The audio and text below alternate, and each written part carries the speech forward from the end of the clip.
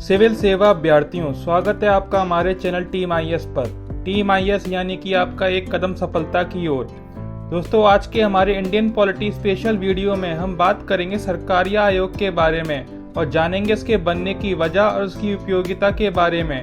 तो हमारे साथ लास्ट तक इस वीडियो में बने रहिएगा। दोस्तों, अक्सर देखा गया है कि केंद्र राज्य हितों के टकराव से लोकतंत्र का संचालन काफी हद तक बाधित होता है। साथ ही समय के साथ नई समस्याएं और तनाव आते हैं। साथ ही सामाजिक, आर्थिक और राजनीतिक क्षेत्रों में भी परिवर्तन आते हैं। इसके अलावा दोस्तों, राज्य और केंद्र की सुचारू रूप से कार्य करने की क्षमता सहयोग पर निर्भर करती है। इसलिए भारत सरकार ने विभिन्न चिंताओं को देखने के लिए सन 1983 में सरकारी आयोग की स्थापना की। केंद्र और राज्यों के बीच संबंधों की आयोग की जांच इसके मुख्य लक्ष्यों में से एक थी। क्योंकि सुप्रीम कोर्ट के सेवानिवृत्त न्यायाधीश आर.एस. सरकारिया इसके प्रमुख थे, इसलिए इस आयोग को सरकारिया आयोग के नाम से जाना जाता है। इसके अलावा डॉक्टर एस.आर. सेन और श्री बी. शिवारमन सरकारिया आयोग के अन्य सदस्य थे। चलिए अब सबसे पहले बात करते हैं सरकारिया आयोग के उद्देश्य के बारे में। दोस्तों, राज्य की स्वायत्तता के अभियान के जवाब में केंद्र सरकार ने केंद्र राज्य संबंधों के संबंध में सुझाव देने के लिए सरकारिया आयोग की स्थापना की थी। इसके लिए आयोग ने सन 1988 में अपनी अंतिम रिपोर्ट प्रस्तुत की। भारतीय संविधान के लेखकों ने देश की अखंडता और एकता को बनाए रखने को उच्च प्राथमिकता दी थी। वे देश की अशांति और अस्थिरता को योगदान देने वाले कारकों से अवगत थे। इसलिए वो जानते थे कि स्वतंत्रता के समय केवल एक मजबूत केंद्र ही सत्ता की इन खतरों से बचाव कर सकती थी।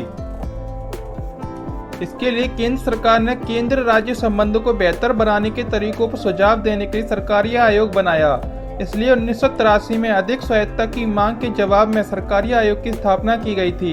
इसका लक्ष्य केंद्र और राज्यों के बीच सभी मौजूदा अनुबंधों का मूल्यांकन करना और किसी भी आवश्यक परिवर्तन या उपाय का सुझाव देना था। चलिए बात करते हैं सरकारी आयोग की रिपोर्ट के बारे में। दोस्तों, सरकारी आयोग की रिपोर्ट के दो भाग हैं। रिपोर्ट के पहले पार्ट में प्राथमिक रिपोर्ट प्रस्तुत की गई है। दूसरे पार्ट में राजनीतिक दलों और राज्य सरकारों द्वारा प्रस्तुत ज्ञापनों पर चर्चा की गई है।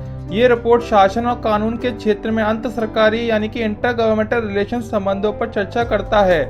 सरकारी आयोग की रिपोर्ट एक अंतर राज्य परिषद यानी कि इंटर स्टेट काउंसिल बनाने की आवश्यकता और अंतर सरकारी समन्वय यानी कि इंटर गवर्नमेंटल कोऑर्डिनेशन की सुविधा के लिए इसके लाभों पर भी जोर देती है।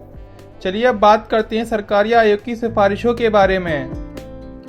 दोस्तों, सन 1987 में सरकारी आयोग ने अपनी प्रारंभिक रिपोर्ट जारी की, जिसमें 247 सिफारिशें थीं। आयोग ने केंद्र के अधिकार को सीमित करने की धारणा का पुरजोर विरोध किया। कहा गया है कि देश की अखंडता व एकता को कायम रखने के लिए मजबूत केंद्र की आवश्यकता है। सरकारी आयोग ने व्यापक सार्वजनिक सेवा अनुभव वाले लोगों को चुनने का सुझाव दिया। इसके अलावा राज्यों की संघीय सरकार पर कम निर्भर होने के लिए उनके पास पर्याप्त वित्तीय संसाधन होने चाहिए। सरकारी आयोग द्वारा राज्यों के बीच विवादों को सुलझाने के साधन के रूप में एक स्थायी अंतर्राज्यीय परिषद यानी कि इंटर स्टेट काउंसिल का सुझाव दिया गया था। चलिए अब बात करते हैं राज्यपाल पर सरकारी आयोग की सिफारिशों के बारे में। दोस्तों, राज्यपालों के चयन के संबंध में सरकारी आयोग ने कई महत्वपूर्ण सिफारिशें की थीं। सरकारी आयोग के अनुसार राज्यपाल को एक प्रतिष्ठित व्यक्ति और राज्य का बाहरी व्यक्ति होना चाहिए और विशेष राज्य से नहीं होना चाहिए जहां उसे नियुक्त किया जा रहा है, और अपनी नियुक्ति से पहले उन्हें कम से कम एक अवधि के लिए राजनीति में सक्रिय रूप से शामिल नहीं होना चाहिए। राज्यपाल के रूप में दूसरे कार्यकाल या उपराष्ट्रपति या भारत के राष्ट्रपति के रूप में चुनाव को छोड़कर जैसा भी मामला हो, राज्यपाल के रूप में चयनित व्यक्ति पद छोड़ने के बाद संघ या राज्य सरकार में किसी अन्य नियुक्ति या महत्वपूर्ण पद के लिए पात्र नहीं होना चाहिए।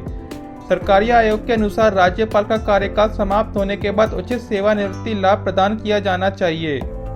इसके अलावा सरकारी आयोग के अनुसार राज्यपाल को निष्पक्ष होना चाहिए व राज्य की स्थानीय राजनीति में ज्यादा शामिल नहीं होना चाहिए। उन्हें राज्य के मुख्यमंत्री, लोकसभा अध्यक्ष और भारत के उपराष्ट्रपति के परामर्श के बाद ही चुना जाना चाहिए।